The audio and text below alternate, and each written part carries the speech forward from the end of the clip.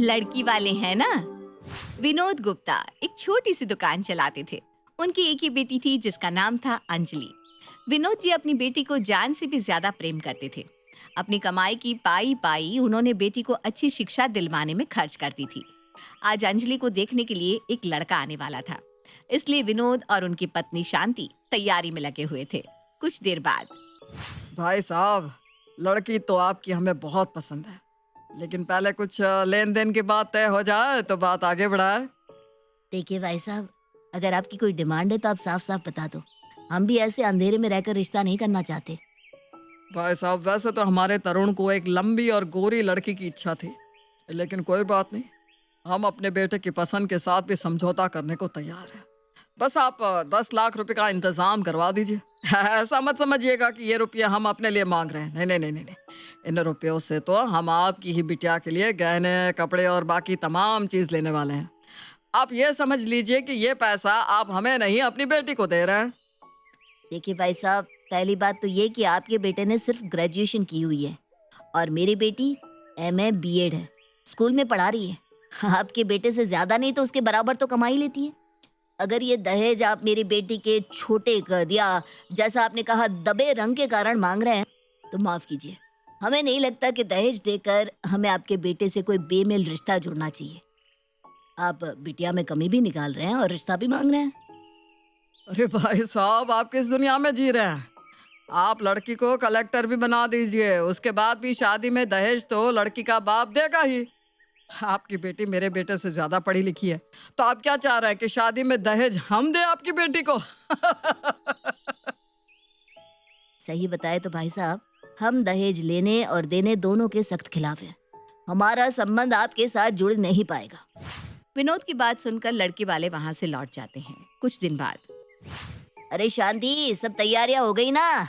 लड़के वाले बस आते ही होंगे। सब तैयारी हो गई है अंजलि के पापा, लेकिन तैयारी करने से कहाँ कोई फायदा होता है। होना तो आज भी वही है जो आज तक होता रहा है। अरे भाग्यवान, तुम ऐसा क्यों सोचती हो? भगवान जब बेटी देता है तो उसका जोड़ा भी जरूर बनाकर भेजता है। और वैसे भी कहते हैं ना, ईश्वर के घर में देर है लेकिन अंधेर नहीं है।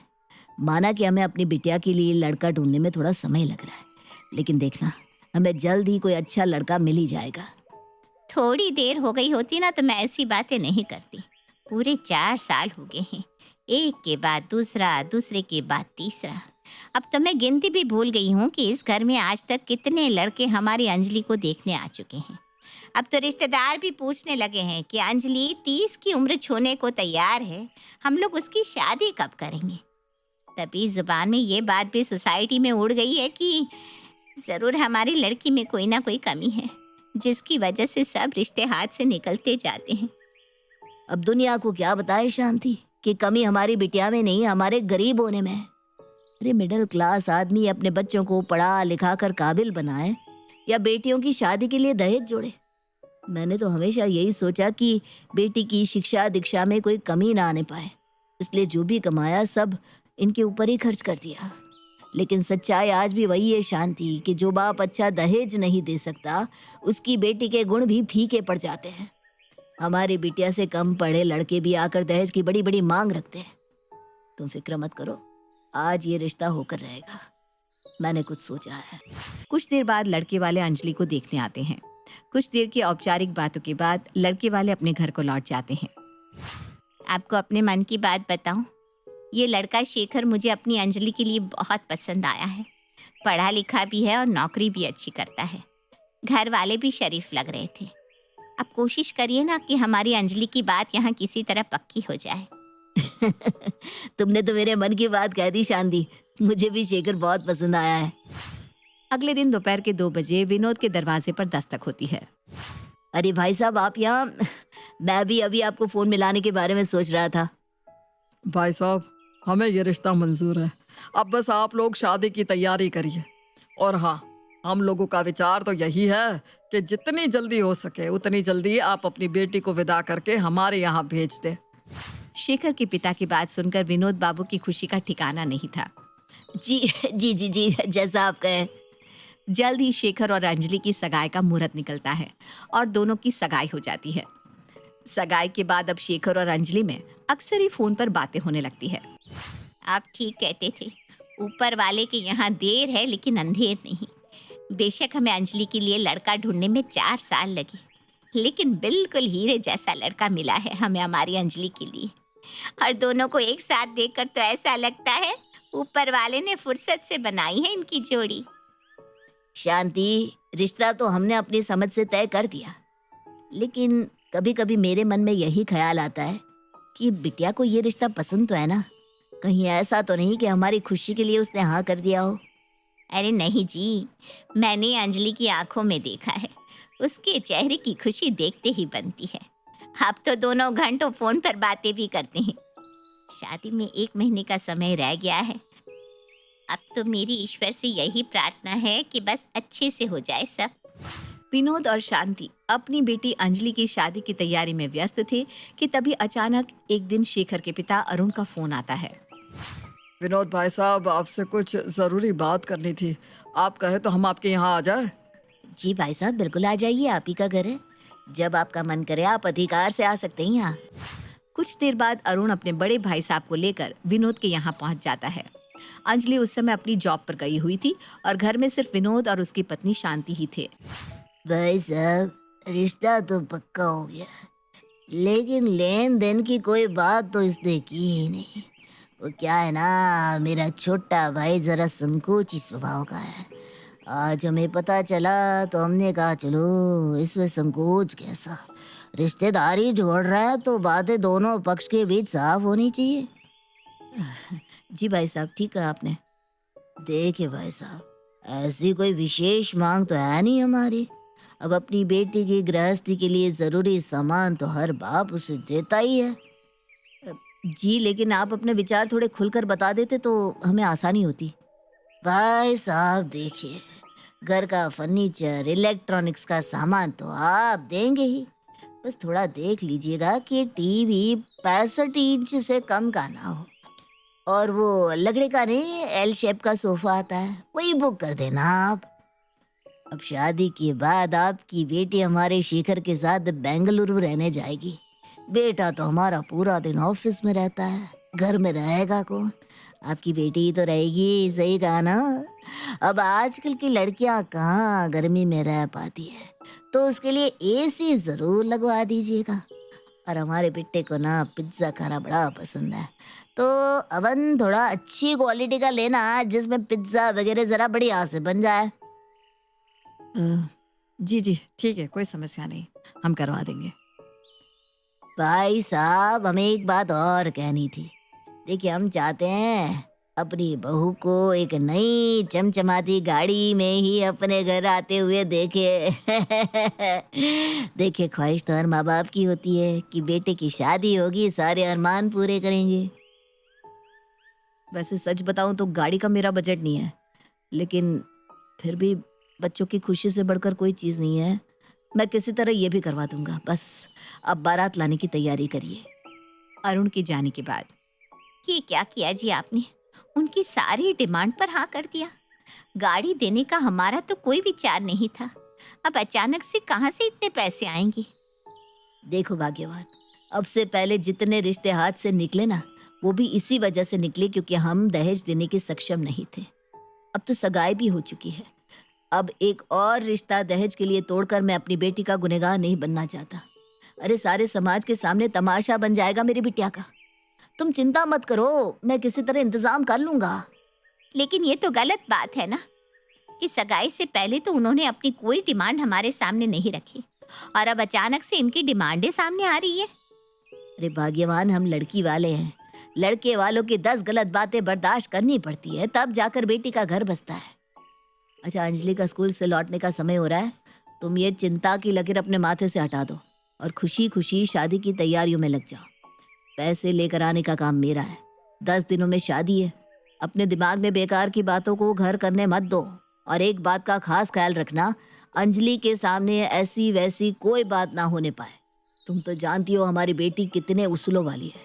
अगर उसे पता चला कि शेखर के पापा ने हमसे दहेज में गाड़ी और बाकी सामान मांगा है, तो कहीं वो शादी से इनकार ना कर दे। शांति और विनोद अपनी तरफ से पूरी कोशिश कर रहे थे कि वे अंजलि के सामने इस तरह की कोई बात ना करें। इधर विनोद बाबू दहेज की रकम इकट्ठा करने के लिए अपनी एड़ियां घिस रहे थे। रात की 2 बज रहे हैं, आप अभी तक सोए नहीं? बाहर कितना ठंडा मौसम है और आप यहाँ आंगन में टहल रहे हैं। ऐसे चहलकदमी करने से आपकी परेशानियां सुलझने वाली नहीं है। चलिए अंदर चलिए। शांति, कुछ समझ में नहीं आ रहा।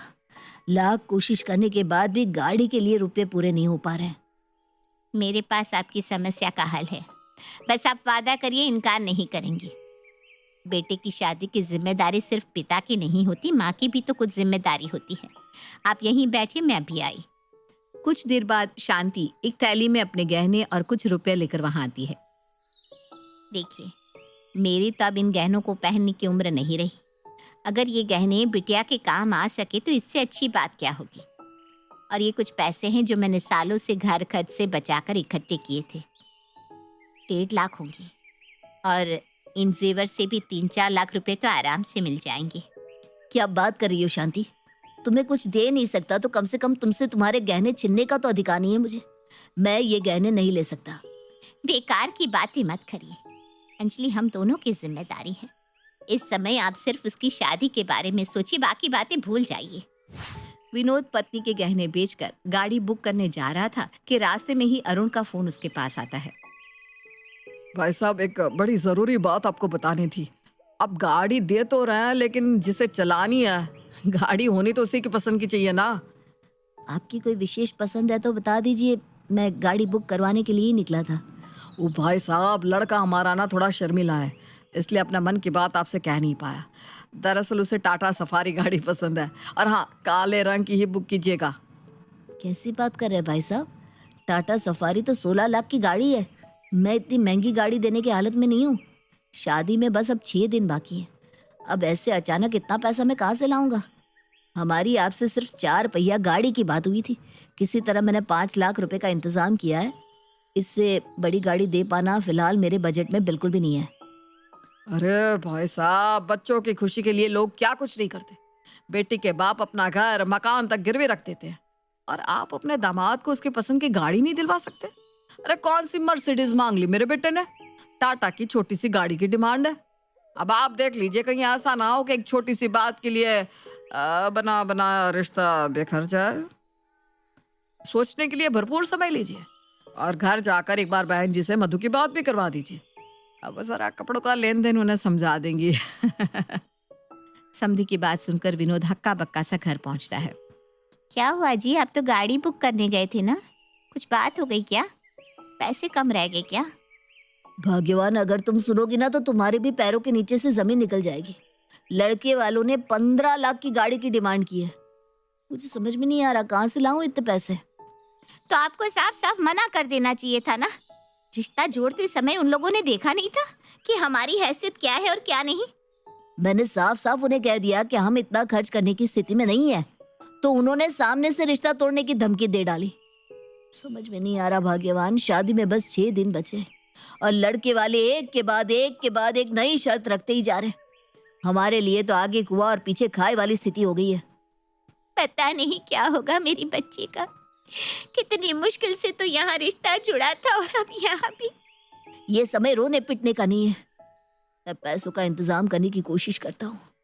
और आप भाई साहब ने कहा था कि एक बार तुम मधु बहन जी से बात कर लो, उन्हें कुछ बताना था तुम्हें।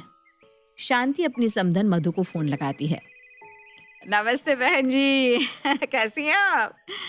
वो जरा ना आपको ये बताना था कि शादी में हमारे यहाँ 60 लोगों के कपड़े आएंगे। इसके अलावा हमारे पूरे परिवार के लिए तो आपने कपड़े और गहने पहले ही ले लिए होंगे, है ना? अच्छा, एक बात का और ख्याल रखिएगा बहन जी, शेखर मेरा इकलौता बेटा है। कपड़े ऐसे दीजिएगा कि कल को कोई आकर हमें ताने ना मारे। हाँ ठीक है बहन जी, हम इंतजाम करवाते हैं। फोन रखने के बाद देख रहे हैं आप, कितना सीधा साधा परिवार समझा था हमने। उस समय तो चट मंगनी और पट ब्याह की बातें कर रहे थे, और अब हर गुजरते दिन के साथ उनकी डिमांड बढ़ती जा रही है। एक और नई डिमांड आ गई है उनकी तरफ से। कहती हैं 60 लोगों के कपड़े भिजवा दीजिए, और कपड़े सबके बढ़िया होने चाहिए, और अपने पूरे परिवार के लिए कपड़े और गहने अलग से मंगवाए हैं। लड़की वालों के हिसाब से शादी करने में तो हम बिक जाएंगे शांति। क्या करे, कुछ समझ में नहीं आ रहा। अगर यही बात इन्होंने 2 महीने पहले कही होती ना तो मुझे एक पल ना लगता रिश्ता तोड़ने में। लेकिन इन 2 महीनों में बिटिया का रिश्ता जुड़ गया है शेखर के साथ। उसके चेहरे की खुशी बताती है कि शेखर उसे पसंद है और वो मन ही मन उसे अपना चुकी है। अब इस मोड़ पर आकर शेखर के साथ रिश्ता तोड़ने जैसा पाप करना भी मुझे ठीक नहीं लग रहा। हमारे पास ले देकर अब ये मकान ही बचा है। आप इस मकान को बेचकर रुपये ले आइए। बेटी की शादी तो हमें करनी ही है। और बुढ़ापे में हम क्या सड़कों पर भीख मांगेंगे? कैसी बात करती हो तुम? हम कहीं किराए के मकान में रह लेंगे। आपकी दुकान तो है ही। हमारा क्या है, आज हम हैं कल नहीं। लेकिन बेटी का भविष्य तो सुधारना ही होगा ना। लेकिन इतनी जल्दी मकान का खरीदार भी नहीं मिलेगा। आप ना एक बार पड़ोस वाले गुप्ता जी से बात करके देखिए। वो कई बार इच्छा जता चुके हैं हमारे मकान को खरीदने की। शांति की बात सुनकर विनोद बाबू पड़ोस वाले गुप्ता जी के यहाँ पहुँचते हैं और सारी व्यथा विस्तार पूर्वक उन्हें सुनाने लगते हैं। गुप्ता जी और विनोद बाबू की बातें गुप्ता जी की बेटी परिधि भी सुन लेती है और गुस्से में अंजलि के पास जाती है। शादी के बाद लड़कियां बदल जाती है ऐसा मैंने सुना था अंजलि, लेकिन तू तो शादी से पहले ही बदल गई। तुझे अपने मम्मी पापा की तकलीफ दिखाई नहीं दे रही या तू देखना ही नहीं चाहती? ये सब क्या बोल रही है तू? साफ साफ बता। तेरे ससुराल वालों ने 15 लाख की गाड़ी, गहने और भी न जाने क्या क्या डिमांड रखी है तुम्हारी शादी के लिए, और इसी कारण तुम्हारे पापा अपना मकान मेरे पापा को बेच रहे हैं। क्या कह रही तू? मैं ये नहीं होने दूंगी। कुछ देर में शेखर अपने मम्मी पापा के साथ अंजलि के घर पहुंच जाता है। अंजलि, मैंने सोचा है कि शादी के बाद हम लोग हनीमून पर मालदीव चलेंगे। उसका लगभग 2 लाख का खर्च आएगा। अंकल, 50,000 तो मैं खर्च कर दूंगा, बस आप 1.5 लाख दे देना। अगर मालदीव जाने की औकात नहीं है तो किसने कहा है मालदीव ही जाओ? अरे जाकर जुहू चौपाटी पर भी तो समंदर देख सकती हो। ये क्या तरीका हुआ बात करने का? अभी के अभी माफी मांगो, नहीं तो हमें रिश्ता तोड़ने में एक पल नहीं लगेगा। अरे अरे बेटा, ये क्या बोल रहे हो तुम? अब तो पूरे 2 लाख आप ही देंगे, नहीं तो अभी के अभी हम लोग ये रिश्ता तोड़ रहे हैं। अबे भिखारी, तू क्या रिश्ता तोड़ेगा? रिश्ता मैं तोड़ती हूँ तुझसे। अगर मुझे पता होता ना कि शराफत का नकाब पहने लुटेरे हो तुम लोग, तो मैं 10 मिनट भी अपने घर में बैठने ना देती।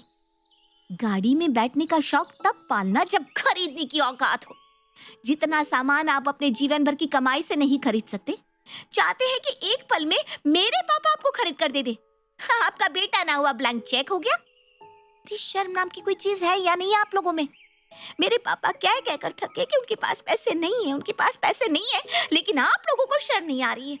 एक के बाद दूसरी डिमांड, दूसरी के बाद तीसरी डिमांड, और आज फिर चले आए बेशर्मों की तरह यहाँ 2 लाख मांगने। अरे थू है आप जैसे लोगों पर। 2 मिनट के अंदर यहाँ से दफा हो जाइए, वरना धक्के मार के घर से बाहर निकाल दूंगी। अंजलि की बात सुनकर शेखर और उसके पापा बेइज्जत होकर वहां से चले जाते हैं। पापा, इन भेड़ियों से मेरा ब्याह कराने से अच्छा है कि आप यही मेरा गला दबाकर मार डालिए, क्योंकि इनकी भूख कभी खत्म नहीं होने वाली।